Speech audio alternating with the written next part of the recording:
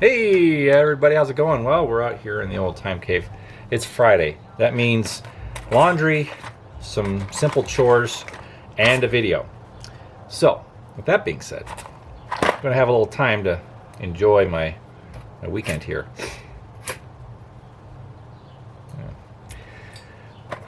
They still make things like they used to. That's the way it's supposed to work.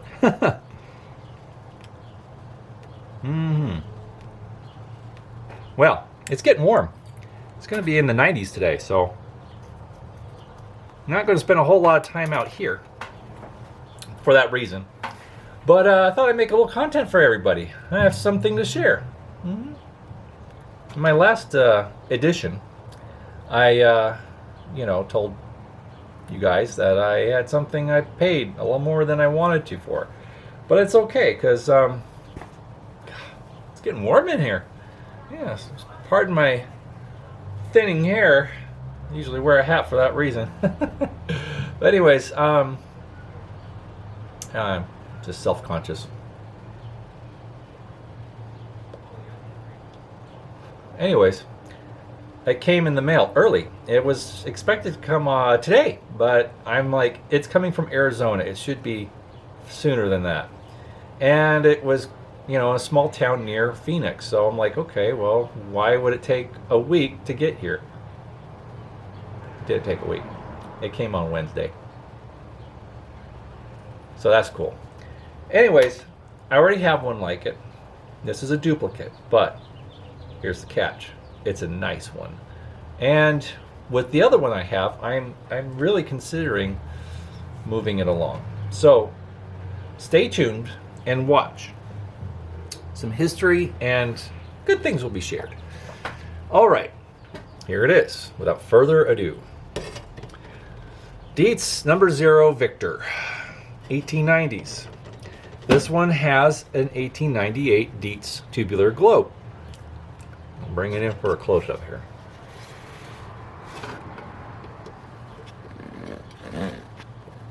Check that out. Pretty great, huh? I think so. Let me put myself back in here. There we go. All right. So, this thing is great. And you probably could tell that there's a little bit of an amethyst tint to the globe.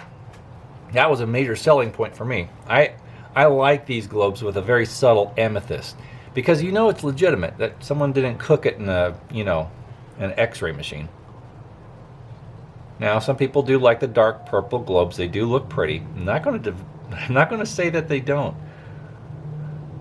Some might call myself a purist, because I like originality, and I like patina, and I like things that are not synthetic or embellished or not genuine. But well, you go to the Antiques Roadshow and they're some of the most scrutinizing purists. So if I'm collecting anything, I want it to be legit, not just nice to look at, because it's kind of an investment as well. Anyways, this thing, the bidding started at $99. And I was like, that's a pretty high starting bid, man. And it's probably going to scare a lot of people off. And it did. The shipping was cheap because it was coming from Arizona. So I threw a max bid on there, figure out what the top dollar I wanted to pay for it. I was hoping to just be the only bidder, but I wasn't. Someone else bid on it. I got it for $140. I know I don't often share prices, but I just had to have it. And this thing has not disappointed me.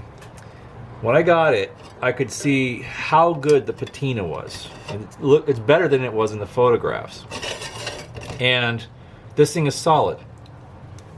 What I've noticed in a lot of these that pop up on eBay is that the solder down here on the air tubes where it connects to the fount is cracked. So, I mean, it's fixable, but that's something that I've noticed among some of my own collection. It's 120 years, so what do you want? But anyways, this thing has got great patina, great age, just it's all around excellent bones, very solid, very low miles. This thing was not beat. It's not a dent on it. It's very straight. The 98 Globe, interesting little history about that. For those who may not know, the 98 Globes came out in 1898 because they were celebrating the reopening of their New York factory. Earlier that year, Dietz had a massive fire at their New York factory, and because of that, they merged with their sister company. They had holdings with SG&L, Steam Gauge Lantern Company. So they merged with SG&L, and they dissolved SG&L at the same time. So they consumed SG&L, and then from 1898 on, there was no more SG&L lanterns being made. I mean, they continued with the supply of parts and everything for about a year, and then maybe into 1899. Depends on how much they had. But any SG&L lantern that's a late production that you might find, it will probably be 1898. I know my crystal is from 1898, and that's the last patent on that one. So yeah, SG&L pretty much was no more by the end of 1898. But then, Dietz, they kind of owned SG&L at one point anyway, so they just dissolved it. Kind of like how Chrysler dissolved Plymouth, Not exactly the same, but, you get the idea. Anyways, so this thing is amazing. It's really nice. The Globe may or may not be original. I have not yet determined that because there's really no way of knowing. The Globe is definitely 1898, but this lantern in design and construction is definitely earlier. It predates 1898 to my understanding. I might be wrong. Somebody might have better information. But anyways, I mean, I have seen this No. 0 style with the orbital globe guard in advertisements as late as 1902 in some of the hardware catalogs. So it's possible that it does fit, but it's beautiful. I love it. So yeah, that's a little history, and this thing, it works really good. I've been burning it, and I know I'm not burning it right now, but we'll do another video where it's burning. So that's it.